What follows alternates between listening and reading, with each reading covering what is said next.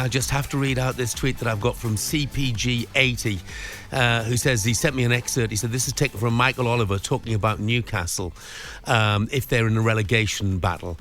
And this strengthens Forrest's argument. Michael Oliver told the Daily Mail, I never referee Newcastle games. We have to declare if we have an allegiance to any club or if a family member works at a club. You can't do any match involving that team, and I can't do Sunderland either for obvious reasons. Because Newcastle are invariably involved in a relegation battle, when you get to March or April, it means I can't referee anyone around them in the bottom three either. If Newcastle needed a point to survive and the team they were fighting to get above was, say, Villa, I couldn't referee Villa's game either. I wouldn't want to. It's not worth the hassle. So there we are. You can pick and choose your officials depending on who they support and what relevance the game they are. Well, I know, but you heard it from Michael Oliver there, Ali. What's he talking about? I mean, that is absolute garbage. My boyfriend's ex-sister's uncle's wee brother worked at the chip shop next to Vicarage Road one day, so can he do Watford? What's going on? Yeah. What were the chips like? Very good, as you can see. So look up this morning. We'll continue to take your calls on the fallout from yesterday's game, including the Nottingham Forest Stadium statement and Manchester United almost crashing out of the FA Cup. Former Premier League referee Mark Halsey will be with us to tell us if a referee's integrity should ever be questioned. We've had some interesting texts on that as well, I can tell you. First, set for a repeat of last year's All-Manchester FA Cup final. Of course, Manchester United had led 3-0 against Coventry with just 20 minutes to go yesterday, but needed to win on penalties in the end. After the game, Erik ten Hag was asked if there was any sense of embarrassment at how they'd got through. No, I can't see that word, because at the end of the day it's about the achievement and the mistakes we make. We can't look away from it, but it's not an embarrassment, it's a huge achievement. So not an embarrassment, says Ten Hag. Roy Keane disagreed. Afterwards, he said, I didn't like what I saw. Coventry looked like a Premier League team and Manchester United looked like a championship side. Joining us now to look back on that crazy game. 3-time Premier League winner, 2-time FA Cup winner with United. A very good morning to Lee Sharpe. Morning, Lee. Morning, Sharpe. How you doing? Jeff. Morning, McCoist. How are we doing? Great. Yeah, very good. Did you feel like Erik ten Hag that was a big achievement for Manchester United yesterday? Well, I think it's a big achievement in the end, but it was done the hard way, and I was sort of peering through my fingers at one point. I just couldn't watch. It did get slightly embarrassed, to be fair. Sharpe, who's to blame? Because we've had one or two differing opinions on this morning, or is it a combination? I mean, the Glazers are still getting stick left, right, and centre. The manager's clearly getting a lot of stick, a lot of it warranted, and the players. A lot of the fans feeling that performance yesterday just to kind of epitomise the season. Who is to blame, or is it a combination of all that? I think it's got to be a combination. I think you've got to look at the Glazers from the top that set the standard of the club. I think you've got to look at the injury list they've had this season. But then you look at the game yesterday and they're cruising with 20 minutes to go. The manager decides to make a couple of changes. I know he's probably got a few tired legs out there, but maybe he's changed it 5 or 10 minutes a bit too early.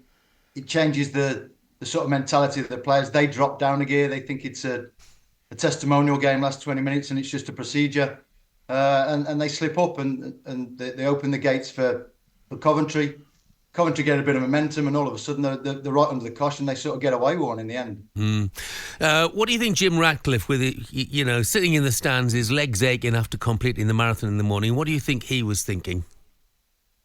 Like every Man United fan, I would have thought that they were so comfortable. Everything was totally in control. And then they sort of dropped down a gear or whatever it was, took the foot off the pedal, let Coventry in and gave them a little bit of an opening. And it's just, with the players you had on the pitch, even though they've had a lot of injuries, there's still a lot of experience on the pitch to be able to close out games and to deal with the last 20 minutes of games when you're 3-0 up. That should just be put to bed, and Coventry should never have had a sniff. Sharpe, what about the contrast at the end of the game? You've got, Harry Maguire behaving like a Manchester United player you think should, straight over at the Coventry players that are winning penalties, shaking hands, obviously commiserating with them, saying well done. And then you've got Antony cupping his ears, trying to wind everybody up. I mean, the contrast couldn't be more, for everybody to see there. Yeah, I think Antony's maybe a little bit too young and a little bit too naive as to how to behave after dodging a bullet. It's not like he came on and set the world alight when he did come on. I think Harry Maguire was humble enough to understand what had gone on, and they had dropped a little bit lucky. I mean, the goal at the end, I thought that just about sums it up. They were so lucky to get away with that for offside. Yeah. So yeah, to be goading the Coventry players after what had happened, I think is a little bit out of order. Lee, look, they're sitting 7th in the league as well at the moment. They're 24 points off the top. They're 16 points off 4th place. How far are they away from being, contenders, even to be top 4, in the Premier League? I think, they're miles off challenging for the title. Obviously, I think top 4. I think if they'd have got a season where they'd have had no injuries and had a full squad to pick from, and the manager could have had a bit of consistency, they might have had more of a chance of competing with Villa and Tottenham for 4th place. I do think injuries have crippled them this season. I don't think the manager's picked the same back 4 more than 2 games in a row. I think he's already come out and said he's not been able to pick his best team all season because of injuries. So he has missed some big players. But still, that's a long way from where Manchester United need to be. So Jim Radcliffe's got a huge job on his hands, and we're already seeing changes at the football club, and I think we'll continue to see him from now till the start of next season. Sharpe, just a quick one. I want to take you to the Championship, mate. What a title race we've got there.